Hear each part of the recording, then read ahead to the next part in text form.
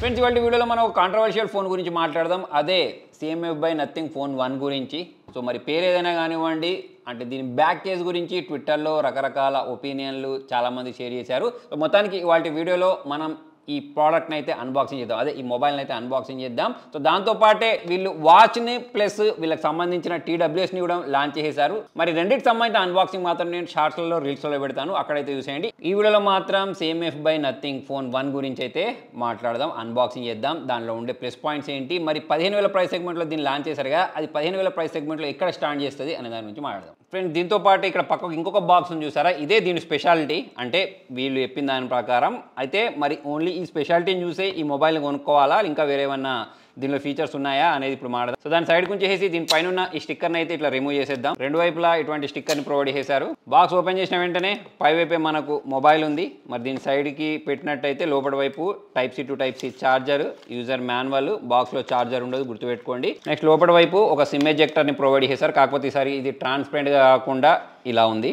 మరి వీటన్నిటి సైడ్ గురించి మొబైల్ గురించి మాట్లాడదాం. దీని చుట్టూ ఉన్న ఈ ప్యాక్ని మనం రిమూవ్ చేద్దాం.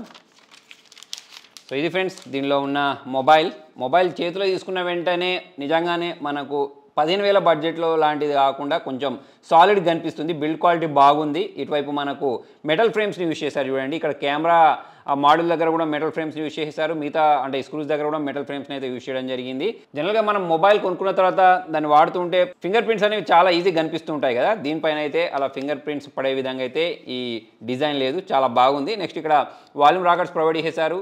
పై వైపు నాయిస్ క్యాన్సలేషన్ ఉంది, కింది వైపు స్పీకర్ గిల్స్, దాంతోపాటు Type C పోర్ట్, ఇంకోటి ఇక్కడ సిమ్ ట్రైన్ ప్రొవైడ్ చేశారు. మరి దీన్ని మనం బయటికి తీద్దాం. ఇది హైబ్రిడ్ సిమ్ స్లాట్. దీనిలో 2 సిమ్స్ లేదా ఒక సిమ్ ఒక మెమరీ కార్డ్ని అయితే ఇన్సర్ట్ చేసుకోవచ్చు. నెక్స్ట్ ఇక్కడ ఒక సర్కిల్ లాంటిది ప్రొవైడ్ చేశారు చూసారా, దీనికి కూడా ఒక ప్రత్యేకత ఉంది, అదేంటి అని నేను మీకు చెప్తాను. ప్లస్ ఇక్కడ ఈ స్క్రూస్ కూడా ఒక ప్రత్యేకత ఉంది. సో ఇప్పటికైతే ఈ మొబైల్ గురించి చాలా మంది విన్నారు, కాకపోతే వినని వాళ్ళు కూడా ఉంటారు కదా, వాళ్ళకు దీని గురించి ఐడియా ఉండదు ఈ స్క్రూస్ గురించి. సో మరి ఈ మొబైల్ని బూట్ చేసేద్దాం. CMF by Nothing అని రావడం మీరు గమనించవచ్చు. అయితే ఇప్పుడు ప్రజెంట్ మార్కెట్లో చాలా రకాల UIs ఉన్నాయి. వాటితో పోల్చుకున్నట్టయితే నాకైతే నథింగ్ అనేది చాలా బాగా అనిపిస్తూ ఉంటుంది. అంటే ఇప్పుడు సామ్సంగ్ సంబంధించిన UI, తర్వాత OnePlus సంబంధించిన UI, తర్వాత నాకు నథింగ్ సంబంధించిన UI అనేది చాలా బాగా అనిపిస్తూ ఉంటుంది మిగతా వాటితో కంపేర్ చేసినప్పుడు. స్టార్టింగ్లోనే మనకు బాగా అనిపించేది ఏంటి తెలుసా, దీనిలో వీళ్ళు ఇన్ డిస్ప్లే ఫింగర్ ప్రింట్ సెన్సార్ని ప్రొవైడ్ చేశారు 15,000 ప్రైస్ సెగ్మెంట్లో. అది కూడా నాకు చాలా బాగా అనిపించింది. నెక్స్ట్ దీని సెటప్ ప్రాసెస్ ఆల్మోస్ట్ కంప్లీట్ అవ్వడానికి వచ్చింది. ఇక్కడ మీరు చూడొచ్చు, ఇక్కడ మనకు 5G+ చూపిస్తుంది నెట్వర్క్ అనేది. నథింగ్ OS 2.6 అయితే దీనిలో వీళ్ళు యూజ్ చేయడం జరిగింది. సెటప్ ప్రాసెస్ అయితే కంప్లీట్ అయిపోయింది. ఎటువంటి బ్లోట్ వేర్స్ లేవు, చాలా క్లీన్ UI. అబౌట్ ఫోన్లోకి వెళ్ళినట్టయితే దీని మిగతా డీటెయిల్స్ అనిపించేస్తున్నాయి చూడండి. MediaTek Dimensity 7300 ప్రాసెసర్ ఉంది, 50 megapixel back camera, 16 megapixel selfie camera use చేశారు, 8GB ర్యామ్ ఉంది, 2GB వర్చువల్ ర్యామ్ యూజ్ చేశారు, 5000 mAh బ్యాటరీ, 6.67 ఇంచెస్ సంబంధించిన AMOLED డిస్ప్లే అయితే దీనిలో వీళ్ళు యూజ్ చేయడం జరిగింది. నెక్స్ట్ ఇక్కడ మనకు అవుట్ ఆఫ్ బాక్స్ Android 14 తోడు వచ్చింది. ఫ్రెండ్స్ ఇక్కడ మనం గమనించినట్టయితే UI అనేది చాలా స్మూత్గా ఉంది. దాని తర్వాత ఇక్కడ మనం ఫింగర్ ప్రింట్ సెన్సార్ గురించి మాట్లాడినట్టయితే ఫాస్ట్గా మొబైల్ ఇది అన్లాక్ చేయడం మీరు గమనించవచ్చు. సో దీనిలో మనకు గ్లిఫ్ ఇంటర్ఫేస్ లేదు, కానీ వీళ్ళు కొత్తగా ట్రై చేసింది ఏంటి అంటే దీని యొక్క బ్యాక్ని రిమూవ్ చేసి కొత్తగా మనం బ్యాక్ పెట్టుకునే ఫీచర్ ఏదైతే ఉంటుందో అదైతే ట్రై చేశారు అని చెప్పేసి అనిపించింది. అయితే చాలా మంది ఏంటి అంటే ఇదంతా చేయడం ఎందుకు, డైరెక్ట్ మనకు మార్కెట్లో బ్యాక్ కేస్ దొరుకుతుంది కదా, దాన్ని తీసుకొచ్చుకొని పెట్టుకోవచ్చు కదా అని అంటూ ఉంటారు. కాకపోతే ఆ బ్యాక్ కేస్కి సంబంధించిన క్వాలిటీ అనేది దీంతో మనం కంపేర్ చేయడానికి లేదు. దీని బిల్డ్ క్వాలిటీ అనేది వేరే లెవెల్లో ఉంది. నేను కూడా అదే అనుకున్నాను, ఒక బ్యాక్ కేస్ కొనుక్కొని పెట్టుకుంటే అయిపోద్ది అని అనుకున్నాను. కాకపోతే దీనికి సంబంధించిన ఆ బిల్డ్ క్వాలిటీ అనేది వేరే లెవెల్లో ఉంది. సో ఇప్పుడు చూడండి, నేను ఇక్కడ దీనికి సంబంధించిన బ్యాక్ ప్యానల్ మార్చి చూపిస్తాను మీకు.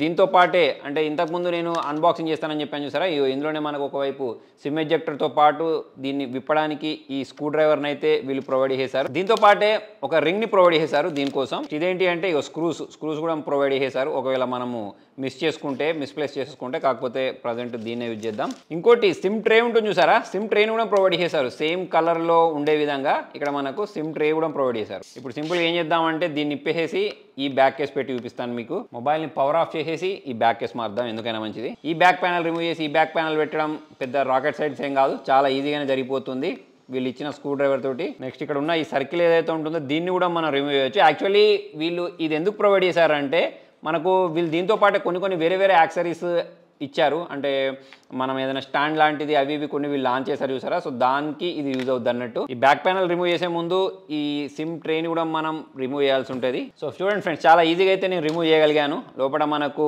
దీని బ్యాటరీ కూడా కనిపిస్తుంది. ఇప్పుడు దీన్ని నేను ఇలా ప్లేస్ చేస్తాను. ఇంతకుముందు ఈ బ్లూ కలర్లో ఉండే ఇప్పుడు స్కై బ్లూ కలర్లోకి మారిపోయింది. చాలా సింపుల్ అంటే చాలా సింపుల్గా జరిగిపోయింది. చూడండి ఫ్రెండ్స్, ఇక్కడ మనకు బ్యాక్ కేస్ పెట్టడం కంప్లీట్ అయిపోయింది. నెక్స్ట్ ఇక్కడ ఉన్న ఈ సర్కిల్ని కూడా పెట్టేద్దాం. సో దీన్ని ఇలా తిప్పేస్తే ఇది కూడా ఫిక్స్ అయిపోయింది. అంతే, చాలా సింపుల్ అంటే చాలా సింపుల్గా ఉంది. నెక్స్ట్ సిమ్ ట్రే ఉంది కదా, సిమ్ ట్రేని కూడా పెట్టేద్దాం. ఇది same colour SIM tray. So అయిపోయింది. ఇప్పుడు మనకి ఏంటంటే కంప్లీట్గా మొబైల్ అనేది ఒక కలర్లో నుంచి ఇంకొక కలర్లోకి చేంజ్ అయిపోయింది. మనం బ్యాక్ కేస్ వేసుకుంటాం చూసారా, సో ఆ బ్యాక్ కేస్ వేస్తే ఇటువంటి ఫీల్ రాదు. బ్యాక్ కేస్తో పోల్చుకున్నట్టయితే ఈ బ్యాక్ ప్యానల్ క్వాలిటీ అనేది వేరేలాగా కనిపిస్తే నాకైతే పర్సనల్గా బాగా అనిపించింది దీని యొక్క బిల్డ్ క్వాలిటీ. ప్లస్ దీని ప్రైజింగ్ చూసినట్టయితే 15,000 ప్రైస్ సెగ్మెంట్లో మాత్రం నేనైతే ఒప్పుకుంటాను, మంచి బిల్డ్ క్వాలిటీ ఇచ్చారని చెప్పేసి. నెక్స్ట్ కొన్ని వీడియోస్ని ప్లే చేసి చూద్దాం దీని డిస్ప్లే గురించి మాట్లాడడానికి. సో ఫ్రెండ్స్, ఇక్కడ మీరు చూడొచ్చు దీని యొక్క డిస్ప్లే క్వాలిటీ అనేది సూపర్గా ఉంది. నేను ఇంకా మొత్తం బ్రైట్నెస్ పెంచి చూపిస్తాను మీకు. ఇది మొత్తం బ్రైట్నెస్ పెట్టిన తర్వాత ఇంకా కూడా బాగా అనిపిస్తుంది. మనకు కలర్స్ అనేవి పంచిగా కనిపించేస్తున్నాయి, డీప్ బ్లాక్ కనిపించేస్తున్నాయి. ఇక్కడ మనకు చిన్న సెంటర్ పంచోల్ డిస్ప్లేని ప్రొవైడ్ చేస్తారు. బెజిల్స్ అనేవి ఓకే కొంచెం కనిపిస్తున్నాయి, కాకపోతే అన్ని వైపులా ఈవెన్గా ఇచ్చేసరికి పెద్ద తేడా అయితే మనకేం కనిపించట్లేదు. అయితే దీనిలో మనకు స్టీరియో స్పీకర్స్ ప్రొవైడ్ చేయలేదు, మోనో స్పీకర్స్ ప్రొవైడ్ చేశారు. అయినా కూడా సౌండ్ క్వాలిటీ అనేది లౌడ్గా లేకపోయినా సరే క్వాలిటీగా వినిపిస్తుంది. మనకు ఆ సౌండ్ అనేది బ్రేక్ అయినట్టు అనిపించట్లేదు. దీని కెమెరాస్ చూద్దాం ఎలా వర్క్ చేస్తున్నాయి అనేది. సో దీనిలో మనం పోర్ట్రేట్లో ఫొటోస్ని క్యాప్చర్ చేసుకోవచ్చు 2xలో. తర్వాత నార్మల్ ఫొటోస్ చూద్దాం క్యాప్చర్ చేసి, హెచ్డిఆర్లో ఫొటోస్ని క్యాప్చర్ చేసుకోవచ్చు. వీడియో గురించి మాట్లాడినట్టయితే మనం వీడియోని 4K వీడియోస్ రికార్డ్ చేసుకోవచ్చు 30 FPSలో, 1080p వీడియోస్ని 60 FPSలో అయితే రికార్డ్ చేసుకోవచ్చు. సెల్ఫీ క్యామ్లో మనకు 4K లేదు, ఓన్లీ 1080p 30 FPSలో అయితే రికార్డ్ చేసుకోవచ్చు. ఫ్రెండ్స్, ఈ ఫోటోని నేను ఇండోర్లో క్యాప్చర్ చేశాను. ఇక్కడ మీరు దీనికి సంబంధించిన డీటెయిల్స్ చూసినట్టయితే సెల్ఫీ కెమెరా అది ఇండోర్లో కూడా చాలా మంచి డీటెయిల్స్ని ఇది క్యాప్చర్ చేసేసింది. అవుట్డోర్లో కూడా నేను కొన్ని మీకు శాంపిల్స్ చూపిస్తాను. ఓవరాల్గా మనకు లో లైటింగ్లో కూడా ఇది మనకు మంచి పర్ఫార్మెన్స్ ఇస్తాయని చెప్పేసి నేను అనుకుంటున్నాను. ఈ శాంపుల్స్ అయితే చూసేయండి, నేను చెప్తాను దీని గురించి మీకు.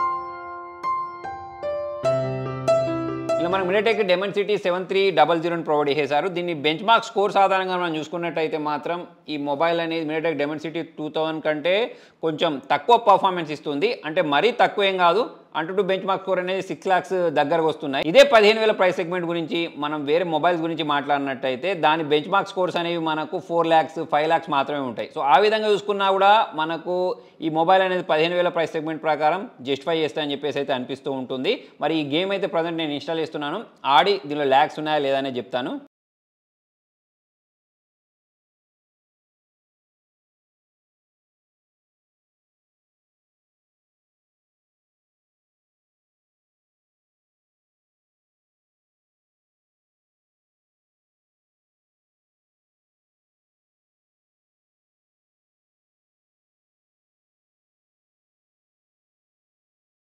అయితే ఫ్రెండ్స్, ఈ మొబైల్ యొక్క మెయిన్ కాంట్రవర్సీ ఏంటి అంటే ఈ బ్యాక్ ప్యానల్ తీసేసి ఇంకొక బ్యాక్ ప్యానల్ పెట్టుకోవడం ఎందుకు, బ్యాక్ కేస్ వేసుకుంటే అయిపోద్ది కదా అని చెప్పేసి చాలామంది ఒపీనియన్. స్టార్టింగ్ నేను కూడా అలానే అనుకున్నాను. ఎప్పటి వరకు అంటే దీనికి సంబంధించిన బ్యాక్ ప్యానల్ తీసి నేను ఇంకొక బ్యాక్ ప్యానల్ వేసే వరకు నాకు దానికి తేడా కనిపించలేదు. మార్కెట్లో చాలా రకాల ట్రాన్స్పరెంట్ బ్యాక్ కేసెస్ దొరుకుతూ ఉంటాయి, దాన్ని తీసుకొచ్చి చేశారనుకోండి ఇటువంటి ఫీల్ అయితే రాదు. ఎందుకు బ్యాక్ కేసెస్ వాడుకుంటారు అంటే మొబైల్ కింద పడితే డ్యామేజ్ అయిపోద్ది, మళ్ళీ బ్యాక్ ప్యానల్ మీద గీతలు పడతాయి, చూడడానికి అగ్లీగా ఉంటుంది అని చెప్పేసి చాలా మంది వాడరు కదా. సో వాళ్ళకైతే ఇది మంచి ఆల్టర్నేటివ్ అవుద్ది. అది ఒక్కొక్కరు ఒపీనియన్ ఒక్కొక్కలాగా ఉంటుంది.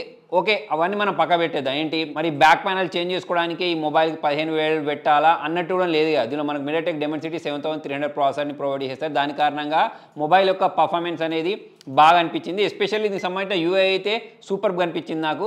ఎటువంటి బ్లోట్వేర్స్ లేవు. ప్లస్ ఇక్కడ మనం ఇంకోటి గమనించాల్సిన విషయం ఏంటి అంటే దీనిలో మనము 4K HDR వీడియోస్ని ప్లే చేస్తాం చూసారా. అండర్ 15,000 బడ్జెట్లో మీరు వేరే మొబైల్స్ చూసినప్పుడు అవి ల్యాగ్ అవుతూ ఉంటాయి 4K HDR ప్లే చేసినప్పుడు. కాకపోతే దీనిలో నాకు ఎటువంటి ల్యాగ్ అనిపించలేదు, చాలా స్మూత్గా అయితే ఇది వీడియోస్ని ప్లే చేయగలిగింది. కెమెరా పర్ఫార్మెన్స్ గురించి మాట్లాడినట్టయితే ప్రజెంట్ నేను వాడినంత సేపు అయితే మాత్రం న్యాచురల్ కలర్స్ని ఇది క్యాప్చర్ చేస్తుంది. అంటే మనం ఫోటోని క్యాప్చర్ చేసిన తర్వాత ఫేస్ని మరీ స్మూత్గా చేసేయడం, ఇన్స్టాగ్రామ్ రెడీ ఫొటోస్ అటువంటివి వేయట్లేదు, కానీ డీటెయిల్స్ని మాత్రం చాలా బాగా క్యాప్చర్ చేయగలుగుతుంది. ఎడ్జ్ డిటెక్షన్ అనేది బాగుంది, డైనమిక్ రేంజ్ అనేది బాగుంది. దీంతో పాటు మనకు in display finger print censor కూడా బాగానే పనిచేస్తుంది. అయితే ఈ మొబైల్ యొక్క డ్రాబ్యాక్ ఏంటి అంటే, బాక్స్లో వీళ్ళు ఛార్జర్ ఇస్తే బాగుండు, ఛార్జర్ ఒకటి ఇవ్వలేదు. నెక్స్ట్ స్టీరియో స్పీకర్స్ ఇస్తే బాగుండు, ఆ స్టీరియో స్పీకర్స్ కూడా ఇవ్వకుండా మోనో స్పీకర్స్ని ప్రొవైడ్ చేశారు. ఆ రెండు విషయాలు మనం పక్క పెట్టేసి ఇక మిగతా అన్ని విషయాల గురించి మనం మాట్లాడినట్టయితే, మొబైల్ అనేది 15,000 ప్రైస్ సెగ్మెంట్కి అయితే జస్టిఫై చేస్తుంది. ఒకవేళ ఆఫర్లో ఇంకొంచెం తక్కువ దొరికింది అనుకోండి, ఆరాంగా అయితే మనం ఈ మొబైల్ని పర్చేస్ చేసుకోవచ్చు. ప్రజెంట్ నేను ఇది వాడినంతసేపు అయితే నాకు ఇది అనిపించింది. ఎస్పెషల్లీ యూఐ మాత్రం సూపర్.